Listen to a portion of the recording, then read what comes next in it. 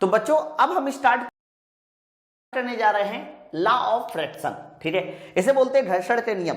पिछली वाली हेडिंग में हम लोगों ने यहां तक पूरा कंप्लीट कर लिया था। आई होप आपको यहां तक समझ में आ गया था पूरा, है ना। अब हम लोग को यहां जो समझना है बच्चा, उसे बोलते हैं लॉ ऑफ फ्रैक्शन। अगर बात लॉ ऑफ फ्रैक्शन की करते हैं कि सबसे पहले लॉ ऑफ फ्रैक्शन दिए किसने थे, तो आपको एक साइंटिस्ट का नाम बताना है, कूलाम्स। यानी कूलाम वो साइंटिस्ट थे जिन्होंने ध्यान रखना लॉ ऑफ फ्रैक्शन दिए थे, इसलिए कई बार हम लोग इसको फ्रैक्शन के नियम या कूलाम के नियम भी कहते हैं। घर्षण के ध्यान रखना 3 नियम थे और तीनों नियम को समझने के लिए आपको एक डायग्राम में आना होगा। तो वो डायग्राम हम लोग पहले बना लेते हैं। देखो भाई, जैसा कि आपको सबको पता है कि ये मैंने आपके सामने एक हॉरिजॉन्टल सरफेस बनाई और इस हॉरिजॉन्टल सरफेस में नीचे की ओर आपको पता है कि mg काम करता है और ऊपर की ओर नॉर्मल रिएक्शन r काम करता है। अगर आगे की ओर आपने फोर्स को अप्लाई किया है, आगे की ओर फोर्स अप्लाई किया है, तो पीछे की ओर आप सबको पता है कि घर्षण बल काम करेगा, पीछे की ओर घर्षण बल काम करेगा और यही घर्षण बल होता है हमारा Fs, जिसका फॉर्मूला होता है म्यू इंटू आर, ठीक है। तो मैं आपसे पूछता हूं कि घर्षण के अगर 3 नियम है तो 3 नियम में क्या बताया गया है। तो बच्चा पहले नियम में क्या कहा गया है, घर्षण का पहला नियम ये कहता है कि घर्षण बल का मान अवलंब प्रतिक्रिया R के समानुपाती होता है। दैट मीन्स जो भी आपका घर्षण बल होगा, जो भी आपका फ्रैक्शन फोर्स होगा, वो अवलंब प्रतिक्रिया कैपिटल R के डायरेक्टली प्रोपोर्शनल होता है। यानी जो भी हमारी नॉर्मल रिएक्शन होगी सरफेस से, उसके डायरेक्टली प्रोपोर्शनल होगा और अगर आपने ये डायरेक्टली प्रोपोर्शनल हटा दिया तो एक कांस्टेंट लगाना पड़ेगा और वही कांस्टेंट होता है म्यू, वही कांस्टेंट होता है तुम्हारा म्यू। तो यहां से तुम्हारा कंप्लीट फॉर्मूला बन जाएगा मेरे भाई, कंप्लीट फॉर्मूला बन जाएगा F बराबर म्यू आर। ओके, तो अगर मैं पूछूं घर्षण बल का क्या फॉर्मूला होता है तो आप सीधा सीधा बताइए यार, F बराबर म्यू आर। बट 2 तरह के घर्षण होते हैं, मैंने पहले भी बता रखा है। इनको डिवाइड करेंगे हम लोग 2 पार्ट में। इनमें से एक पार्ट होगा तुम्हारा स्टैटिक फ्रैक्शन और दूसरा पार्ट होगा काइनेटिक फ्रैक्शन। एक पार्ट होगा स्टैटिक, दूसरा पार्ट होगा काइनेटिक।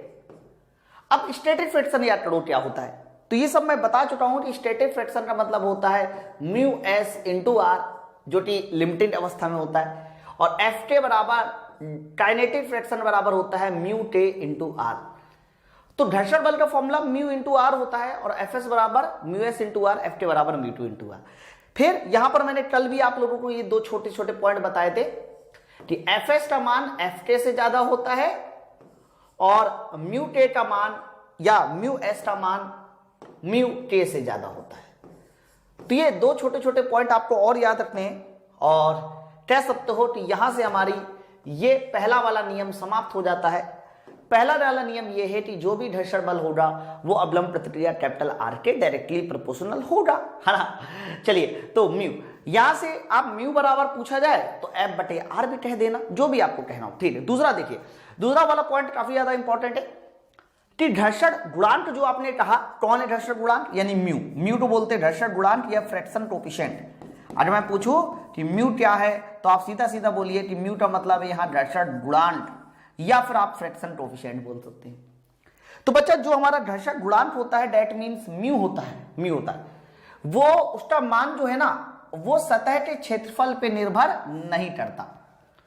जो भी म्यू होगा वो सर सतह के क्षेत्रफल पे निर्भर नहीं करेगा, बल्कि म्यू किस बात पे निर्भर करता है, म्यू केवल और केवल इस बात पे निर्भर करता है कि सतह चिकनी है या फिर सतह खुरदरी है। मतलब सतह चिकनी है या फिर सतह खुरदरी है, दैट मीन्स सतह स्मूथ है या फिर रफ है ना। तो ये जो म्यू मैंने बताया सर, इसका मान एरिया से मतलब नहीं है, एरिया चाहे छोटा हो चाहे बड़ा हो उससे कोई मतलब नहीं, मतलब बस इतना से होता है कि आपकी सतह कैसी है, वो स्मूथ है मतलब चिकनी है, स्मूथ है या फिर रफ है, या फिर रफ है। अब इसमें भी देखो क्या पॉइंट आपको याद रखना है, इसमें भी आपको क्या पॉइंट याद रखना है, पॉइंट ये याद रखना है कि जैसे जैसे हमारा चिकनी होती जाती है सरफेस तो घर्षण गुणांक कम होता जाता है, यानी चिकनी सरफेस के लिए म्यू का मान कम होता है और रफ सरफेस के लिए, खुरदरी सरफेस के लिए म्यू का मान ज्यादा होता है ना। तो म्यू तुम्हारा एरिया पर निर्भर नहीं करता, म्यू टेबल सतह के स्मूथनेस और रफनेस पे निर्भर करता है। चिकनी के लिए म्यू कम होता है, खुरदरी के लिए म्यू ज्यादा होता है। ठीक है, तो ये बड़ा इंपॉर्टेंट पॉइंट है। अच्छा, अब यहीं पर देखो एक छोटा सा क्वेश्चन आता है, मैं बताता हूं। कई बार एक क्वेश्चन आता है कि यदि किसी पिंड का भार बढ़ा दिया जाए, यदि किसी पिंड का भार बढ़ा दिया जाए तो तुमसे 2 पॉइंट पूछेगा कि म्यू और घर्षण बल इन दोनों में कौन बढ़ेगा कौन कांस्टेंट। ये क्वेश्चन बड़ा कॉमन है। तो यही मैं बता देता हूं कि यदि किसी पिंड का, यदि किसी बॉडी का आपने भार बढ़ा दिया, भार बढ़ा दिया मतलब द्रव्यमान बढ़ा दिया है, तो द्रव्यमान बढ़ा देने से म्यू पर क्या फर्क पड़ेगा और घर्षण बल पे क्या फर्क पड़ेगा। ये बड़ा कॉमन सवाल है। तो याद रखना, जब तुम भार बढ़ाते हो ना, मान लीजिए मैं ये सरफेस है, ये मोबाइल है, मोबाइल का वजन मैंने बढ़ा दिया, इसके ऊपर कुछ और रख दिया, तो भार बढ़ने से इसका चिकनापन और खुरदरेपन पे कोई फर्क नहीं पड़ेगा। अर्थात भार बढ़ने से इसका जो म्यू है ना वो कांस्टेंट रहेगा, ये ना बढ़ेगा ना घटेगा। बट घर्षण बल के फॉर्मूले में क्या होता है सर, घर्षण बल के फॉर्मूले में म्यू इंटू आर होता है। देखो घर्षण बल के फॉर्मूले में क्या आता है सर, घर्षण बल के फॉर्मूले में देखो म्यू इंटू आर आया। म्यू कांस्टेंट है, बट अगर मैं आर की बात करता हूं कि आर क्या होगा, आर मतलब नॉर्मल रिएक्शन क्या होगी, तो आर का मतलब तो सीधा सीधा mg के बराबर है, आर का मतलब तो सीधा सीधा mg के बराबर है।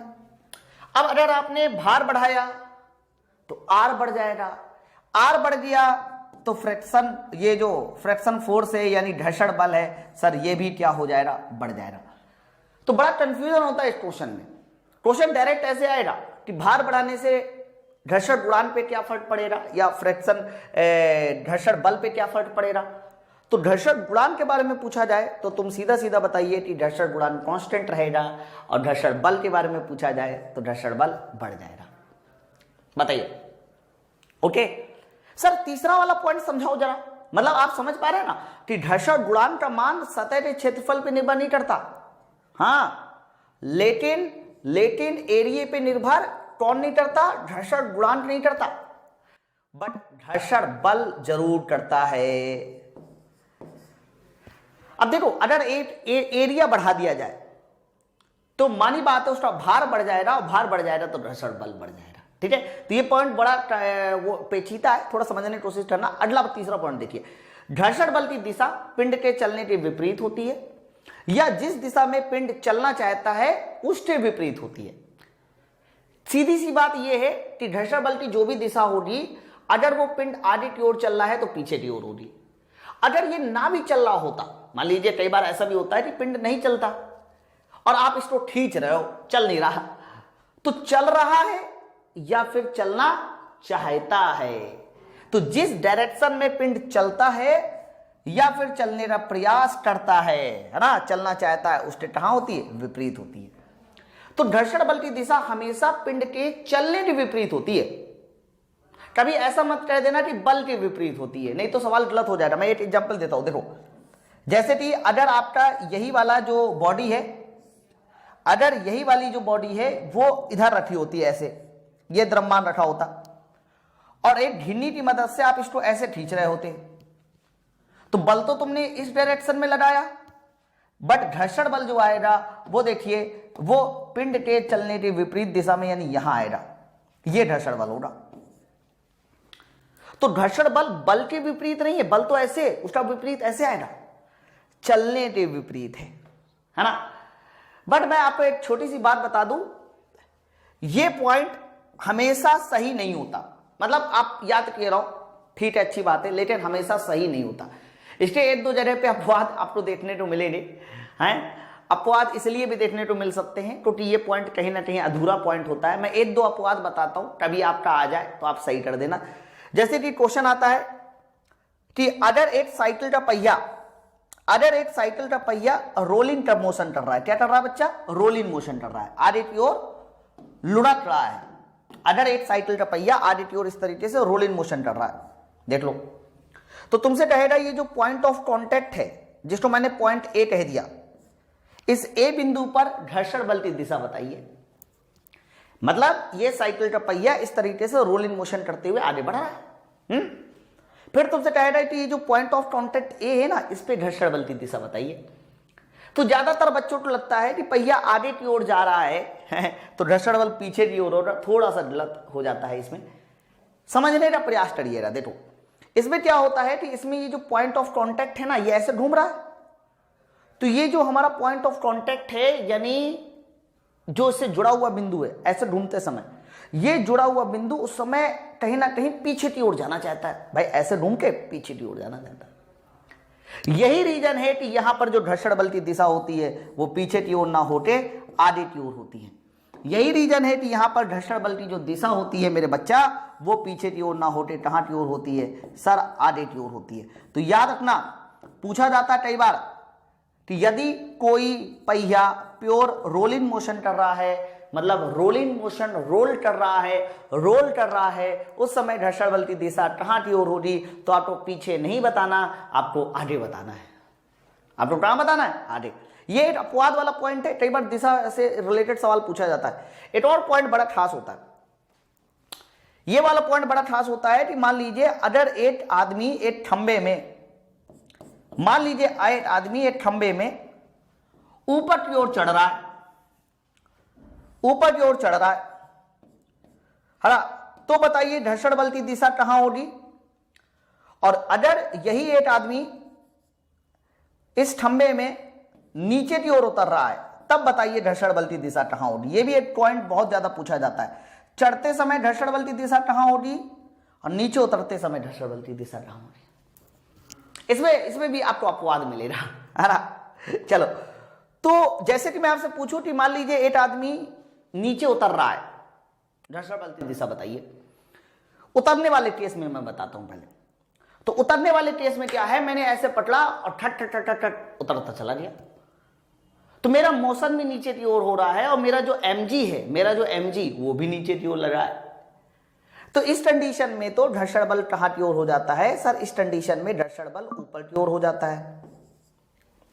यानी जब खंबे से आदमी नीचे उतरता है तो याद रखना घर्षण बल ऊपर की ओर होता है। बट जैसे ही प्रश्न आता है कि बताइए सर, ये आदमी अगर ऊपर की ओर चढ़ रहा होता तो क्या होता, तो आपको ऐसा लगेगा कि आदमी जब ऊपर की ओर चढ़ रहा है तो घर्षण बल नीचे की ओर होना चाहिए। बस यही गलत हो जाता है।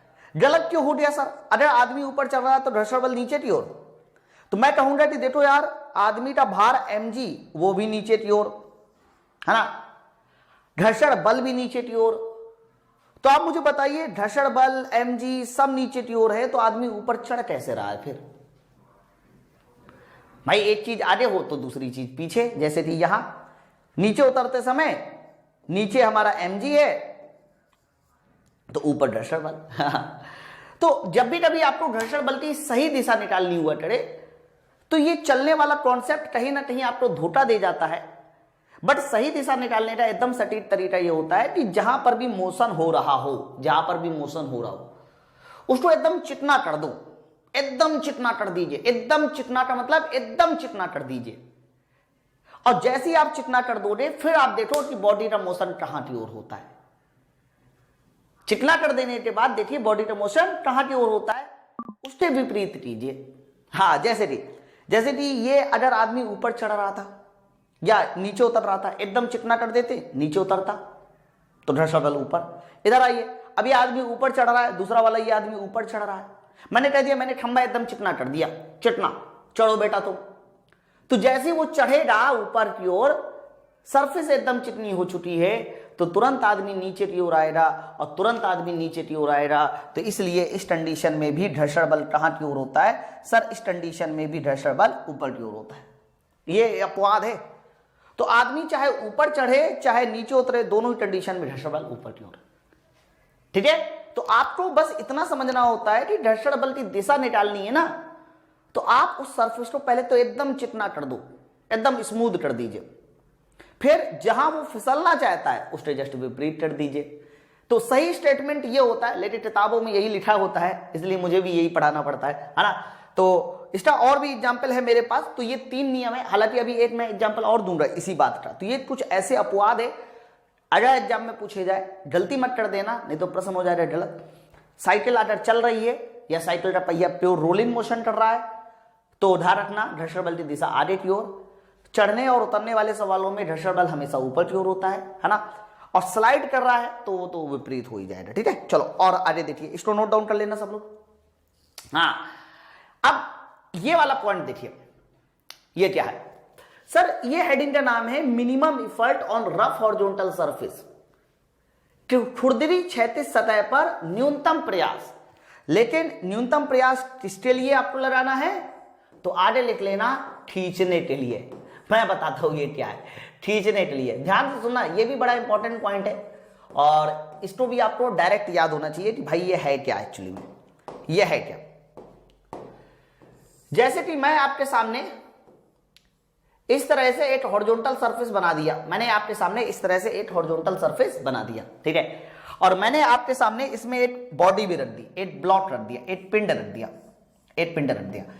आप सबको एक बात पता होना चाहिए कि कोई भी पिंड होगा उसका द्रव्यमान या भार mg नीचे की ओर और ऊपर की ओर क्या काम करता है, नॉर्मल रिएक्शन r, यही काम करता है ना। फिर आगे मुझे बताइए, अगर मुझे इसको खींचना है, अगर मुझे इसको खींचना है, तो मेरे भाई खींचना है तो ये अगर भारी है और मैं खींचना चाहता हूं, मैं ये कोशिश करना चाहता हूं कि कम से कम ताकत लगाऊं। मान लीजिए यहां पर एक आदमी खड़ा हो जाए और वो ये आदमी इस पिंड को आगे की ओर खींचना चाहता है, तो खींचना चाहता है तो भाई वो ताकत लगाएगा। तो प्रश्न ये है कि वो ताकत कैसे लगाएगा ताकि कम से कम ताकत में वो खींच सके। मान लीजिए एक आदमी इसको सीधे सीधे खींच रहा है, एक आदमी हॉरिजॉन्टल फोर्स से इसको खींच रहा है, ये दूसरा आदमी ऐसे खींच रहा है, पी ना लिख के फोर्स लेते हैं। एक आदमी हॉरिजॉन्टल फोर्स से खींच रहा है, दूसरा आदमी ऐसे तिरछा खींच रहा है। तो आप मुझे बताइए दोनों द्वारा लगाए गए जो ताकत होगी यानी F1 और F2 होगा, सर वो सेम होगा कि अलग अलग होगा? तो आपका प्रश्न होगा नहीं सर सेम नहीं होगा। अगर पूछा जाता कि इनमें से कौन कम ताकत लगा के खींच रहा है, तो मेरे हिसाब से सब लोग आंसर दे देते कि F2, थोड़ा तिरछा ठीक है, कम ताकत लगेगी। लेकिन अभी प्रश्न खत्म नहीं हुआ। अगर F2 मिनिमम ताकत है तो ये हॉरिजॉन्टल के साथ एंगल कितना होगा मिनिमम ताकत के लिए, है ना। तो वही चीज लिखी हुई है कि खुरदरी क्षैतिज सतह पर किसी पिंड को खींचने के लिए आपको मिनिमम ताकत कितनी लगानी है, मिनिमम ताकत कितनी लगानी है। और ये सतह कैसी है, तो आप कह सकते हो कि ये सतह हमारी पूरी तरीके से खुरदरी सतह है। सर ये सतह पूरी तरह से कैसी है, तो इस सतह को खुरदरी सतह यानी रफ सरफेस मैंने बोल दिया। तो भैया अगर ये रफ सरफेस है, खुरदरी सतह है, तो इसका सीधा सा अर्थ ये है कि यहां पर कोई ना कोई घर्षण गुणांक म्यू जरूर होगा, ठीक है। चलो अब मैं चाहता हूं कि इसको मिनिमम ताकत लगा के खींचा जाए, तो आप सब लोगों को एक बात क्लियर होनी चाहिए कि मुझे जो भी मिनिमम ताकत लगानी है वो थोड़ा सा तिरछा लगानी पड़ेगी। हॉरिजॉन्टल के साथ कुछ ना कुछ एंगल बनाएगा, उस एंगल को मैंने अपनी तरफ से थीटा कह दिया। तो आप एक बात बताइए, थीटा कह दिया तो एफ के दो कंपोनेंट किए जा सकते हैं। एक हॉरिजॉन्टल कंपोनेंट आ जाएगा जो कि हो जाएगा एफ क्रॉस थीटा, क्योंकि जहां पर थीटा होता है वहां क्रॉस लगाते हैं। इसका वर्टिकल कंपोनेंट हो जाएगा एफ साइन थीटा। सुनते जाना सब लोग। अब पीछे की ओर बताइए क्या काम करता है, तो कहना पीछे की ओर काम करता है मेरे भाई घर्षण बल, और इस घर्षण बल का मान होता है म्यू इंटू आर। बताइए अगर मुझे म्यू को रिप्लेस करना है तो म्यू को हमेशा रिप्लेस करना है आपको tan फाई से, और मैंने पहले भी बता रखा है कि फाई का मतलब होता है घर्षण गुणांक या घर्षण कोण बोलिए, म्यू घर्षण गुणांक, फाई घर्षण कोण, है ना। तो हम लोग क्या करते हैं कि इसमें कुल मिलाकर मुझे एफ का मान बताना है कि कितनी ताकत लगेगी, और दूसरा ये थीटा बताना है कि हॉरिजॉन्टल से कितना एंगल होगा, है ना। तो ऐसे प्रश्नों में हम लोग को करना क्या होता है कि हमें फोर्स को बराबर करना होता है। हॉरिजॉन्टल फोर्स इक्वल कर दीजिए, वर्टिकल फोर्स इक्वल कर दीजिए, है ना। तो मैं चित्र में सबसे पहले वर्टिकल फोर्स को इक्वल करने वाला हूं। चित्र में वर्टिकल फोर्स को, वर्टिकल फोर्स का मतलब यह हुआ कि जो फोर्स ऊपर की ओर है वो एक साथ जोड़ दीजिए, यानी आर में जोड़ा जाएगा एफ साइन थीटा को। चेक कीजिए नीचे की ओर कितना है, सर नीचे की ओर mg है, देख लो। अरे तो मेरे भाई अगर मैं mg को टोटल mg ना मान के डायरेक्ट मैं इसको w मान लू, ताकि मुझे जोड़ने घटाने में थोड़ा सा तकलीफ ना हो यार। हालांकि मैं कह दूंगा कि w बराबर mg, तो मेरे भाई अगर मैं यहां से W मान लेता हूं इसको, तो बताइए R बराबर कितना हो, चलो इसको समीकरण फर्स्ट मान लेते। तो मैंने वर्टिकल फोर्स बराबर कर दिया, एक बार क्षैतिज फोर्स बराबर कर दे, तो क्षैतिज में आगे की ओर है F cos थीटा और पीछे की ओर है म्यू इंटू आर, बराबर कर दिया। F cos theta mu into R को बराबर कर दिया। तो चलो F cos थीटा चलिए चलेगा, म्यू रही बात R की, तो R का मान यहां से फिट कर देना। तो R का मान कितना है, थोड़ा और नीचे लिखते हैं इसको, जगह बचेगी। तो F cos थीटा उसी तरीके से म्यू और R की जगह बताइए कितना हो जाएगा, W minus F sine theta. देख रहे हैं ना, W minus F sine theta हो गया। Sir W minus F sine theta हो गया, वेरी गुड, बहुत अच्छी बात है, W minus F sine theta हो गया। अब मैं क्या करने वाला हूं, मैं इस म्यू का मान खोल दूं। म्यू का मतलब tan फाई होता है, म्यू का मतलब क्या होता है, tan फाई, है ना। या फिर इस म्यू को अंदर मल्टीप्लाई करके इधर ले आऊं। तो मेरे भाई इधर लाने के बाद F कॉमन हो जाएगा, यहां बचेगा cos थीटा और यहां हो जाएगा म्यू साइन थीटा। भाई म्यू को मल्टीप्लाई किया और आगे हो जाएगा म्यू W, म्यू W। अब मैं म्यू का मान भी फिट कर रहा हूं बच्चा। म्यू बराबर कितना था, tan फाई यहां रखोगे, यहां भी tan फाई रखोगे, बट tan फाई यहां जब रखोगे तो ये sin फाई बटे cos फाई हो जाएगा, है ना। तो देख रहे ध्यान से, सर यहां sin फाई बटे cos फाई इधर चला जाएगा, तो cos theta cos phi plus sin theta sin phi. cos theta cos phi कितना होता है sir, cos theta cos phi होता है cos theta minus phi, divide by नीचे कितना आ जाएगा, sin फाई बटे cos फाई आ जाएगा, बराबर यहां म्यू की जगह हमने W तो चलो था, म्यू की जगह पे tan फाई, और tan फाई क्या होता है, sin फाई बटे cos फाई होता है। भाई यहां म्यू है, म्यू की जगह sin फाई बटे cos फाई लिख दिया, क्योंकि tan फाई होता है। तो यहां से यहां कैंसिल, ये देखिए, तो फाइनली मुझे पता चल गया F बराबर आ गया W sin phi divide by cos theta minus phi. मतलब अगर आप किसी एंगल पर फोर्स लगाते हो, तो फोर्स लगाने के बाद जो भी आपको फोर्स लगाना होगा एंगल पर, उसका फॉर्मूला ये है। बट ये वाला फॉर्मूला आपको बहुत ज्यादा याद नहीं करना, याद कर लो रे अच्छी बात है, एक्चुअली में इसका रिजल्ट पूछा जाता है, वो रिजल्ट मैं थोड़ी देर में बताता हूं, है ना। एक बार याद भी कर लीजिए कि अगर आप हॉरिजॉन्टल से किसी एक एंगल पर फोर्स लगाते हो और वो फोर्स चाहिए खींचने के लिए, तो W sin फाई बटे cos theta minus phi. Theta वो एंगल होगा जो एंगल आपने हॉरिजॉन्टल से बनाया, फाई तुम्हारा घर्षण कोण होगा, वैल्यू पुट कर दीजिए, आंसर आ जाएगा। बट मुझे F का तो मिनिमम मान चाहिए, है F का कैसा मान चाहिए, minimum, for minimum value of F, for minimum value of F के न्यूनतम मान के लिए। तो मेरे भाई अगर F का तुम्हें न्यूनतम मान चाहिए, मिनिमम चाहिए, तो नीचे वाला जो मान है cos थीटा माइनस फाई, ये मैक्सिमम होना चाहिए, यानी 1 होना चाहिए। सर 1 किस पर होता है, तो आपको सीधा सीधा पता है कि 1 जो होता है वो cos 0 पर होता है, और cos 0 पर जब करोगे तो थीटा बराबर फाई आ जाएगा। बड़ी अच्छी बात पता चली, इसीलिए तो बार बार आपको घर्षण कोण पढ़ाया जाता है, इसीलिए तो घर्षण कोण पढ़ाया जाता है आपको बार बार। सर जब आपने इसमें मिनिमम कंडीशन अप्लाई की है ना, तो पता चला कि मिनिमम ताकत आप तभी लगा सकते हो जब हॉरिजॉन्टल के साथ ये बनाया गया थीटा उतना ही हो जितना कि फाई, अर्थात जितना घर्षण कोण होगा उतना ही आपको थीटा रखना भैया। वही सेम एग्जांपल, अगर म्यू का मान मैं 1/√3 देता, म्यू का मान 1/√3, तो फाई बराबर 30 डिग्री होता, फाई बराबर 30 डिग्री तुम यहां रख दोगे, तो हॉरिजॉन्टल से भी 30 डिग्री का ही एंगल बनाना पड़ेगा, कम से कम ताकत के साथ खींचने के लिए, समझ रहे हैं ना।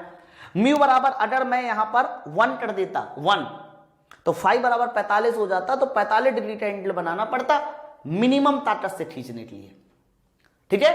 तो जब भी किसी हॉरिजॉन्टल सरफेस में अगर किसी पिंड को मिनिमम ताकत के साथ खींचना है, तो हॉरिजॉन्टल के साथ बनाया गया थीटा हमेशा फाई के बराबर होना चाहिए, यानी बनाया गया एंगल घर्षण कोण के बराबर होना चाहिए। चलिए अब इस बात को cos थीटा माइनस फाई बराबर 1, ये 1 यहां पुट कर दीजिए, तो यहां से आप लोगों को मिनिमम ताकत का मान भी पता चल जाएगा। वो मिनिमम ताकत कितनी होनी चाहिए, जिसके बाद कह सकते हो आप इस पिंड को खींचोगे तो कहना नीचे वाली वैल्यू 1, तो सीधा सीधा आंसर आ जाएगा W sin phi, सीधा सीधा आंसर आ जाएगा W sin phi। यानी ये वो मिनिमम ताकत होगी जिस मिनिमम ताकत की वजह से आप इस पिंड को खींच पाओगे, है ना। तो बच्चा खींचने के लिए अगर मिनिमम ताकत चाहिए आप लगा दो इसको, इससे आसान बताइए क्या होगा। तो ये दो रिजल्ट डायरेक्ट पूछे जाते हैं, इसीलिए मुझे ये दो रिजल्ट को डायरेक्ट बताना पड़ा। एक तो हॉरिजॉन्टल से कितना एंगल पे कह देना थीटा बराबर फाई, मिनिमम ताकत लगानी है तो W sin phi, सीधी सी बात है, ठीक है, साइन फाई।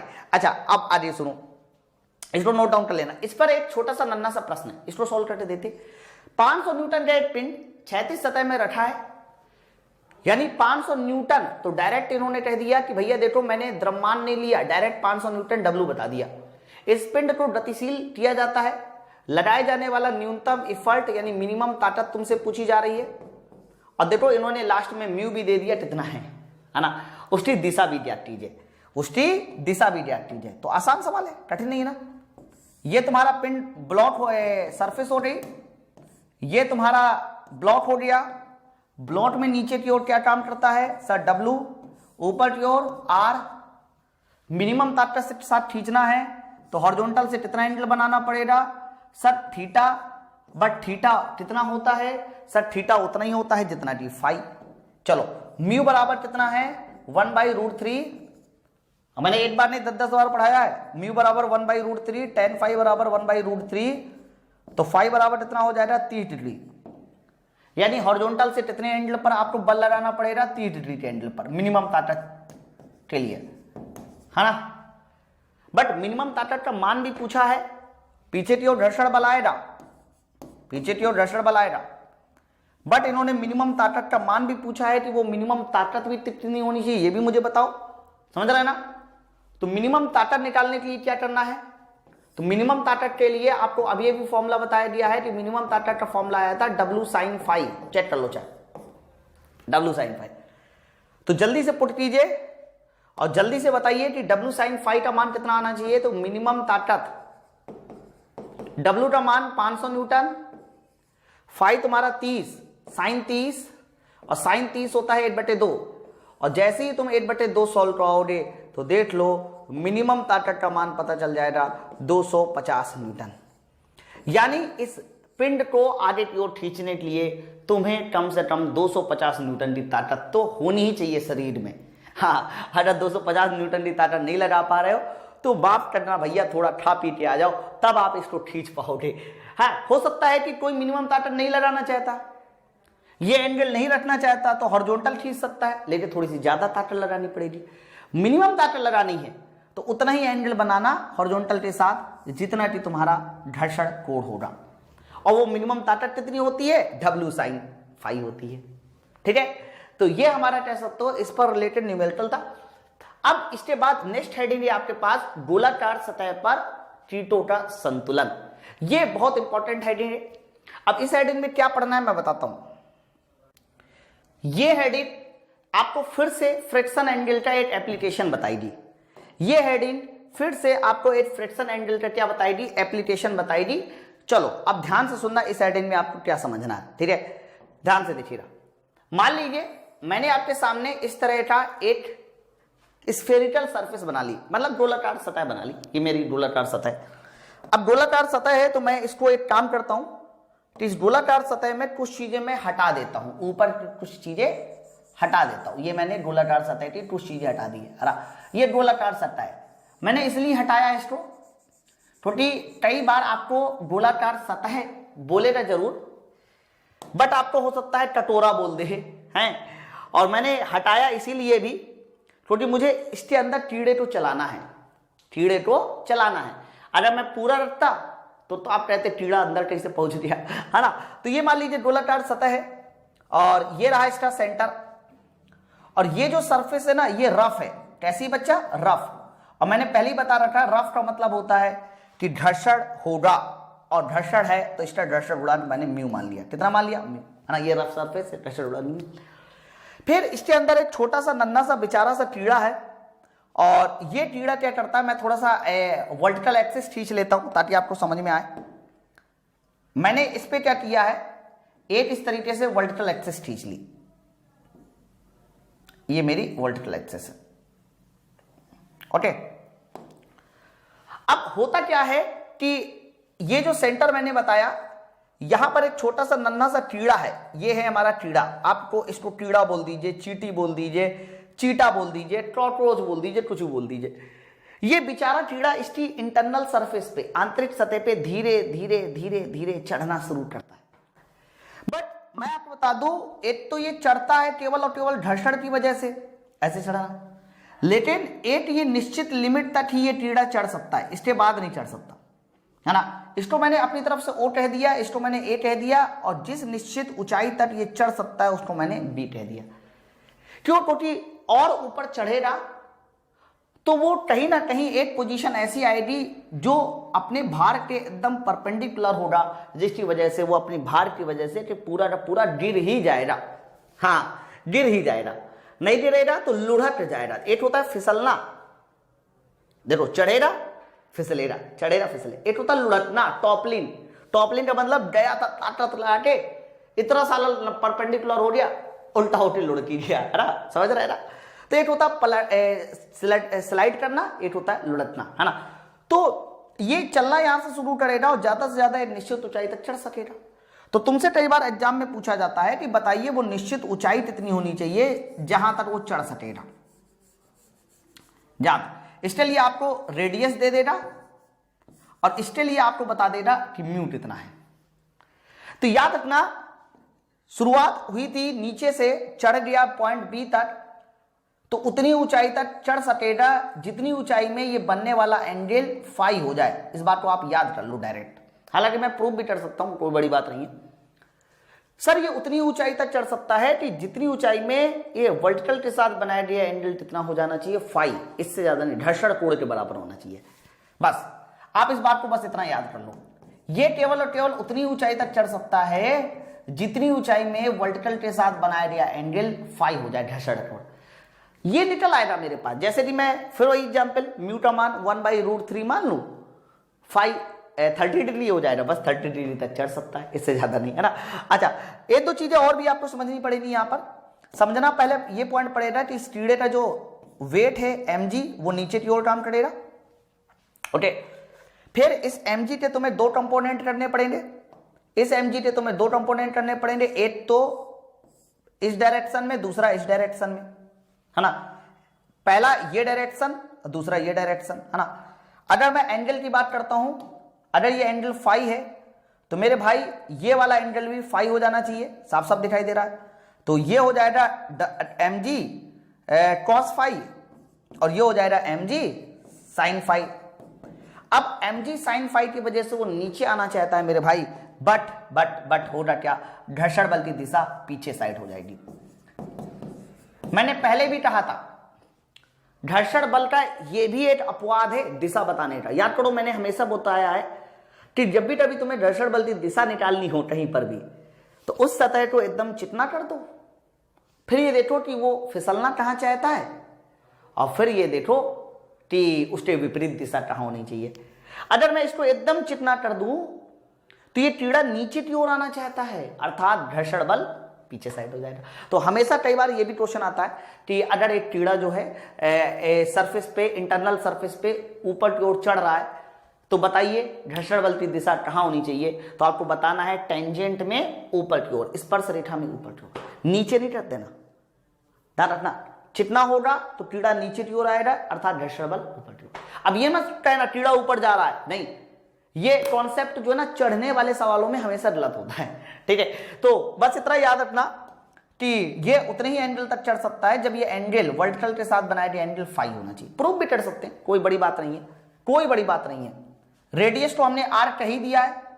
एक और काम करते हैं, यहां से जो नॉर्मल रिएक्शन इसकी काम करेगी ना, ये नॉर्मल रिएक्शन, इस नॉर्मल रिएक्शन को भी हम लोग अपनी तरफ से आर बोल देते हैं। देखो रेडियस आर अलग है, नॉर्मल रिएक्शन अलग है ना। तो नॉर्मल रिएक्शन, ये आर यानी नॉर्मल रिएक्शन है, ध्यान रखना। तो आप कुछ नहीं करना, आर को mg के बराबर कर दो, mg cos फाई के बराबर कर दो, और म्यू इंटू आर को mg sin फाई के बराबर कर दो, mg sin फाई के।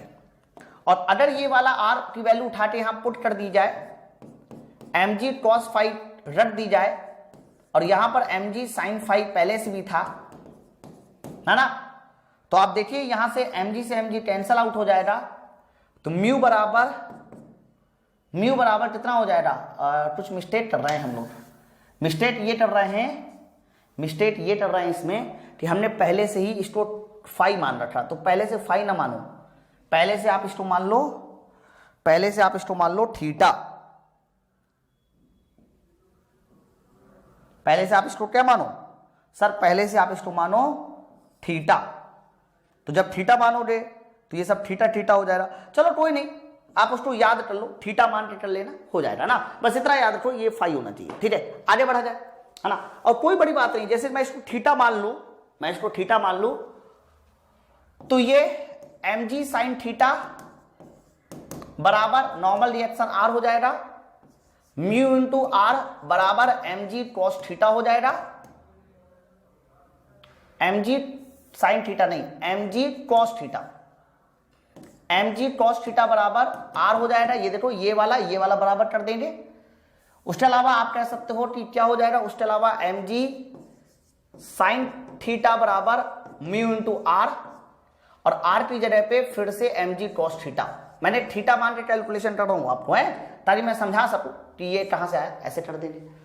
तो म्यू बराबर हो जाएगा, ऐसे आ जाएगा tan थीटा, और म्यू का मतलब होता है tan फाई, और tan फाई बराबर tan थीटा, तो tan से tan कैंसिल, तो यहां देखो थीटा बराबर फाई आ गया। लेकिन मैंने आपको डायरेक्ट रिजल्ट बताया है कि ये एंगल फाई होता है, इसलिए मैंने उसको प्रूफ नहीं किया ना, नहीं तो मैं पहले थीटा मानता, प्रूफ कर देता, 2 मिनट लगता, है ना। चलो अब मैं इसका आपको वो बता देता हूं, एग्जाम्पल देखिए। तो सामने एक नन्ना सा मैंने न्यूमेरिकल लिया है ताकि आपको मैं चीजें समझा सकूं। क्या है क्वेश्चन, यदि कोई कीड़ा 50 सेंटीमीटर की त्रिज्या के गोलाकार सतह की आंतरिक सतह पे चढ़ना शुरू करता है, ऐसे त्रिज्या कितनी है 50 सेंटीमीटर, यदि कीड़ा अधिकतम 10 सेंटीमीटर तक ही चढ़ सकता है तो घर्षण गुणांक बताइए, है ना। तो ये गोलाकार सतह है, यहां से चढ़ना शुरू करता है, त्रिज्या का मान कितना बोला जा रहा है, त्रिज्या का मान 50 सेंटीमीटर है, देख लीजिए चाहे वहां पर। फिर क्या बोला जा रहा है, अधिकतम कितना ऊंचाई तक चढ़ सकता है, सर अधिकतम 10 सेंटीमीटर ऊंचाई तक चढ़ सकता है, यानी इसको ऐसे मिलाइए, ओ ये मानिए, ए ये मानिए, बी ये मानिए।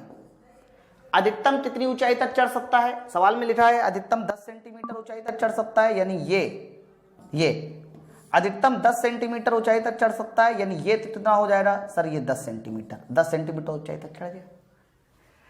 तो अगर ये 10 सेंटीमीटर हो गया मेरे बच्चा, तो ये तो रेडियस है यहां से यहां तक, ये 50 सेंटीमीटर ही होगा, ओके ध्यान सुनना, ये 50 सेंटीमीटर होगा।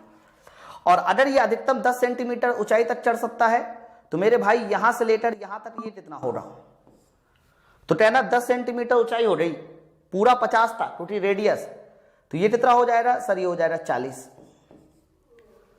अगर ये 40 है तो ये कितना हो जाएगा समकोण त्रिभुज के हिसाब से, सर समकोण त्रिभुज के हिसाब से ये हो जाएगा 30। तो मेरे भाई यही वाला एंगल ही तो हमें निकालना होता है, क्योंकि म्यू निकालना है, और ये वाला एंगल हमने फाई माना था, फाई। तो मेरे भाई अगर मैं पूछूं फाई कितना है, वो भी tan फाई निकालो, tan फाई, तो tan फाई बराबर होता है लंब बटे आधार, तो लंब हो जाएगा 30 और आधार हो जाएगा 40, तो tan फाई बराबर हो जाएगा 0.75, और जो तुम्हारा tan फाई होता है वही तुम्हारा म्यू है ना, जो तुम्हारा tan फाई है वही तुम्हारा म्यू है, यानी म्यू का मान भी 0.75 हो जाएगा। यही इस प्रश्न का उत्तर है, बस ओके। कितनी ऊंचाई 10 सेंटीमीटर, 50 में 10 घटा दो, ये 40, ऊपर वाला हिस्सा 40 बचेगा, फिर ये 50 ये 30, समकोण त्रिभुज की प्रॉपर्टी से, है ना। तो वो रिजल्ट ना हमारे माइंड में होना चाहिए कि कीड़ा अधिकतम कितनी ऊंचाई तक चढ़ सकता है, तभी आप ऐसे प्रश्नों को तुरंत सॉल्व कर पाओगे। अगर पता चले ये आ गया और हम लोग इंतजार कर रहे हैं, प्रूविंग कर रहे हैं, तो फिर नहीं सॉल्व हो रहा, है ना। चलिए एक और घर्षण का एप्लीकेशन बड़ा खास है, इसे भी आपको देखना पड़ेगा। इसे बोला जाता है सीढ़ी का खुरदरी सतह पर संतुलन, सीढ़ी का खुरदरी सतह पर संतुलन। सर ये क्या लकड़ी है बताइए जरा मुझे, मैं बताता हूं। जैसे कि मान लीजिए मैंने आपके सामने एक हॉरिजॉन्टल सरफेस दिखाई 8 मैंने वर्टिकल सरफेस दिखाई, मतलब एक क्षैतिज सतह है, एक ऊर्ध्वाधर सतह है। होता क्या है कि आप डाउन साइड में अभी भी चले जाइए कि डाउन साइड में इस तरीके से यहां पर सीढ़ियां जरूर लगी होती है और इसी सीढ़ी में आदमी ऊपर चढ़ता है ना। तो उस सीढ़ी को सेट करने का भी अपना अपना तरीका होता है। कई बार देखिए जब आपकी मम्मी यहां से सीढ़ी चढ़ना शुरू करती है और सीढ़ी फिसल रही होती है, तो मम्मी क्या काम करती है कि जब यहां पर मम्मी ऊपर चढ़ना शुरू करती है और देखती है कि सीढ़ी फिसल रही है, तो वो सीढ़ी को ऐसे उठाती है, ठट से थोड़ा सा और चढ़ा देती है ना। वो क्यों चढ़ाती है समझना तो पड़ेगा, क्यों चढ़ाती है ना, वही बात हमें समझनी है। चलो आगे देखिए।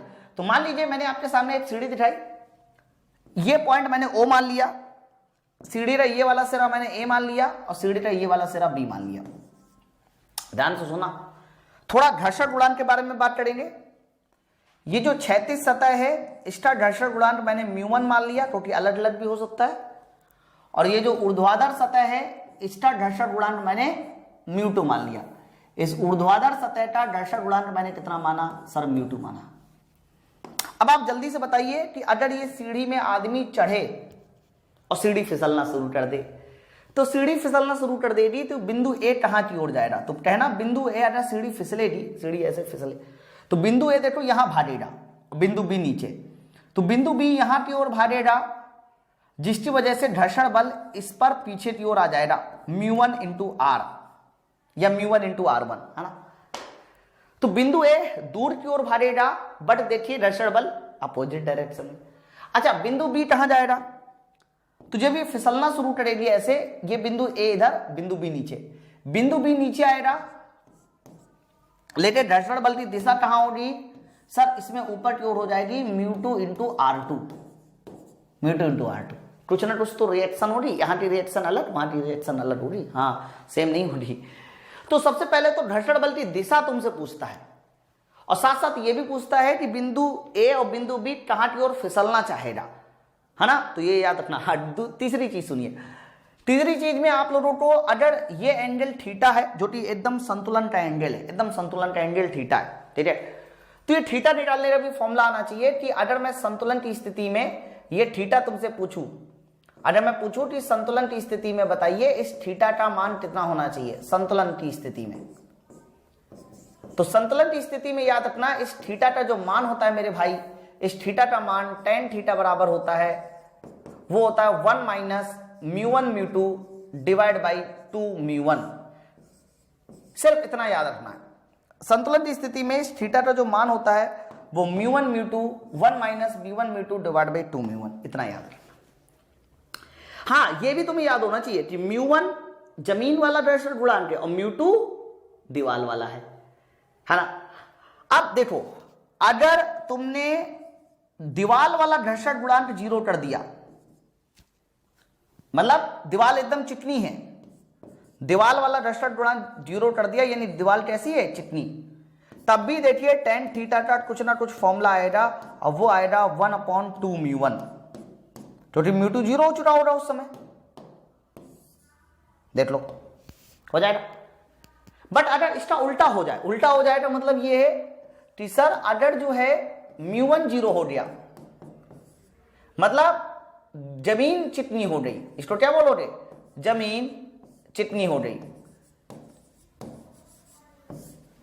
तो अगर μ1 0 हो गया दैट मीन जमीन चिकनी हो गई, जमीन चिकनी हो गई, तो जमीन चिकनी हो गई तो देखो μ1 0 करो, μ1 0 करो, नीचे 0, तो tan थीटा में जब भी कभी नीचे 0 आएगा तो वैल्यू इनफाइनाइट, तब संतुलन का जो एंगल हो जाएगा वो 90 डिग्री होगा।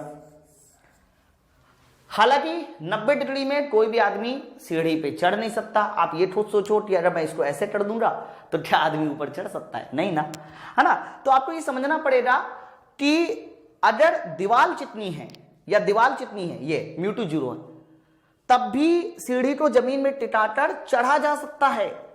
लेकिन अगर जमीन चिकनी है, फिर दीवार चाहे जितनी भी चिकनी ना हो तो आप कभी भी चढ़ नहीं सकते। तो जमीन चिकनी है कभी नहीं चढ़ सकते, जमीन चिकनी है कभी भी चढ़ नहीं सकते, क्योंकि उस समय थीटा 90 है ना। तो ये फॉर्मूला आपको डायरेक्ट याद करना है। अब मैं इसका 1-2 एप्लीकेशन समझा देता हूं कैसे, जैसे कि पहला वाला एप्लीकेशन देखिए, बहुत अच्छा सवाल है। यदि किसी एक समान सीढ़ी का एक सिरा चिकनी ऊर्ध्वाधर दीवार में टिका हुआ है, पहले फोकस कीजिए, इन्होंने एक लाइन बोली है चिकनी ऊर्ध्वाधर दीवार, है ना। ऊर्ध्वाधर दीवार को चिकना बोल दिया है, अर्थात μ2 तुम्हें 0 लेना है। फिर देखिए क्या लिखा हुआ है, जबकि दूसरा सिरा खुरदरे समतल, दूसरा सिरा समतल, यानी इन्होंने μ1 का जो मान दिया है वो 8/2 दिया है, हालांकि उनको म्यू कहा है, उससे कोई दिक्कत नहीं है। और यदि सीढ़ी संतुलन में हो तो सीढ़ी का क्षैतिज के साथ बनाया जाए, थोड़ा बताइए। तो सीढ़ी अगर संतुलन में है तो बताइए, मैंने अभी बताया है कि फॉर्मूला तो वैसे तो होता है 1 - μ1 μ2 डिवाइड बाई 2 μ1, यही होता है। बट अगर दीवार चिकनी है, μ2 0 है, तो इस वाले टर्म का कोई मतलब नहीं। μ1 का मान 8/2 रखिए, 8/2 2 कैंसिल हो जाएगा, tan थीटा बराबर 1 आ जाएगा, यानी थीटा बराबर 45 डिग्री। ठीक है, अर्थात 45 डिग्री पर सीढ़ी जो है सीमांत संतुलन में होगी। 45 डिग्री पर सीढ़ी क्या होगी, सीमांत संतुलन में। ये जो मैंने एंगल बताया ना, ये एंगल एक्चुअली में सीमांत संतुलन का एंगल होता है, थोड़ा सही लिख लेना। संतुलन तो बहुत सारे हो सकते हैं, संतुलन बहुत सारे हो सकते हैं, ये एंगल किसका होता है, सीमांत संतुलन का एंगल होता है, यानी थीटा बराबर 45 डिग्री सीमांत संतुलन का एंगल। अब देखो इसमें भी बड़ा खेला आता है, 45 डिग्री आपको कोई दिक्कत नहीं होगी, है ना। इसका मतलब ये है कि अगर सीढ़ी का हॉरिजॉन्टल के साथ बनाया गया एंगल 45 डिग्री है, 45 डिग्री है, तो सीढ़ी सीमांत संतुलन की स्थिति में होगी, सीढ़ी सीमांत संतुलन की स्थिति में। सर ये कंडीशन कौन सी होगी, सर ये कंडीशन होगी सीमांत संतुलन। अच्छा, सीमांत संतुलन क्या होता है सबको पता है ना। सीमांत संतुलन का मतलब होता है कि सीढ़ी जस्ट फिसलने की स्थिति में है, हाँ फिसल नहीं रही, फिसलने की स्थिति में है। तो जितने भी एंगल, अब देखो अगर मुझे सीढ़ी को फिसलने की स्थिति में है लेकिन मैं चाहता हूं और ज्यादा संतुलित हो जाए, तो याद रखना संतुलन बनाए रखने के लिए मुझे अपने इस सीढ़ी को ऐसे पकड़ के थोड़ा उठाना पड़ेगा, थोड़ा सा उठाना पड़ेगा। यानी अगर मैंने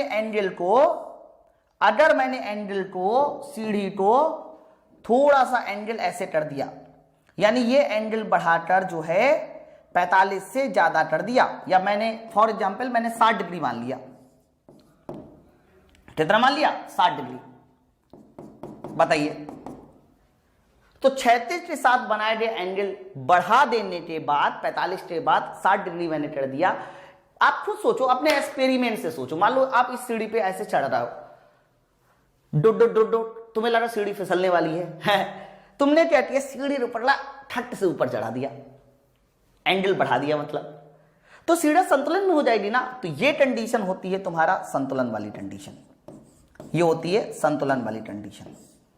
बट अगर इसका धोखे से आपने उल्टा कर दिया, आपको नहीं पता था क्योंकि आपने कभी सीढ़ी पर चढ़ाई की नहीं, आपको नहीं पता था,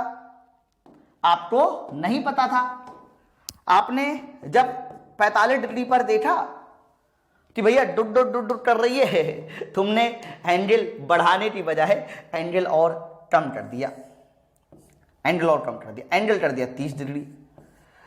तो मेरे भाई एंगल बताइए 30 डिग्री कर दिया, इसका मतलब सीढ़ी किस अवस्था में हो गई, तो कह सकते हो सीढ़ी जो है असंतुलन की अवस्था में हो गई, असंतुलन की अवस्था में हो गई। असंतुलन का मतलब यह है कि इस कंडीशन में सीढ़ी गति करेगी, और गति कैसे करेगी वो मैंने आपको बता ही दिया है, गति कैसे करेगी वो मैंने आप लोगों को बता ही दिया है। मतलब ये वाला सिरा इधर की ओर गति करेगा, ये वाला सिरा इधर की ओर, ठीक है। तो अगर तुमसे संतुलन और असंतुलन भी पूछा जाए ना, हाँ ये तो सीमांत संतुलन में एंगल और दूसरा ये भी, तो संतुलन की स्थिति तब मिलेगी अगर सीमांत संतुलन का एंगल 45 डिग्री है, तो संतुलन की स्थिति तब मिलेगी जब थीटा का मान 45 डिग्री से ज्यादा करोगे, हाँ, और असंतुलन की स्थिति तब मिलेगी जब थीटा का मान 45 डिग्री से कम करोगे। ये पॉइंट भी कई बार आता है एग्जाम में, है ना। तो कोई भी पॉइंट हो बस आपको समझना है कैसे, तो ये बात बहुत ज्यादा जरूरी है। एक और प्रश्न है, काफी बढ़िया सवाल ये भी, ये दोनों वाला है। यदि एक समान सीढ़ी का एक सिरा क्षैतिज समतल पे टिका है, दूसरा सिरा ऊर्ध्वाधर दीवार पे टिका है, फर्श तथा दीवार, पहले फर्श बाद में दीवार, पहले फर्श बाद में दीवार, घर्षण गुणांक दिया है। देखो पहले फर्श का दिया है 3/7, दीवार का दिया है 8/3, तो संतुलन की स्थिति में सीढ़ी के साथ क्षैतिज के साथ बनाया गया कोण पूछा जा रहा है। अब बताओ कितना आसान सवाल है ना, कुछ नहीं करना यार, सीधा सीधा tan थीटा बराबर बताइए क्या होता है, तो कहना 1 माइनस μ1 μ2 डिवाइड बाई 2 μ1 होता है। लगा दीजिए, फटाक से आंसर आएगा, फटाक से उत्तर आएगा। देख लो 1 माइनस μ1 कितना है 3/7 है, μ2 कितना है 8/3 है, डिवाइड बाई 2 μ1 कितना है 3/7 है। देख लो बस कुछ नहीं करना, तो 3 से 3 ये उड़ा दीजिए, 8 में से 8/7 जाएगा तो ऊपर आ जाएगा 6/7, और नीचे भी थोड़ा गौर से देखिए 6/7 आया, और 6/7 मतलब 1। अगर tan थीटा तुम्हारा 1 है, अगर tan थीटा 1 है, हाँ तो ऑब्वियस सी बात है कि थीटा बराबर कितना हो जाएगा 45 डिग्री हो जाएगा। ओके, तो ये हमारे सीढ़ी वाले प्रश्न आ रहे हैं। तो यहां से फ्रैक्शन का जो चैप्टर है वो खत्म हो जाता है, क्योंकि बेसिक साइंस और इंजीनियरिंग एक ऐसा चैप्टर है जिससे क्वेश्चन आने ही आने हैं, तो हम लोग इसको हल्के में नहीं पढ़ा सकते। हम लोग चाहते तो इसको बहुत कम शब्दों में भी पढ़ा देते, जितना आपने अभी तक फ्रैक्शन पढ़ा हुआ था बस उतना ही पढ़ा देते हैं, नहीं बहुत ज्यादा डिटेल में पढ़ाते। लेकिन मैं ऐसा नहीं चाहता कि सिंगल बच्चे का कोई भी क्वेश्चन छूटे, इसलिए हम लोग हर चीज को थोड़ा डिटेल में पढ़ेंगे, समय है ना हम लोग के पास, है ना। ओके, तो चलो फिर हम लोग अब इसके ऑब्जेक्टिव क्वेश्चन भी सॉल्व करेंगे, देखिए कैसे ऑब्जेक्टिव क्वेश्चन पूछे जाते हैं। Thank you very much.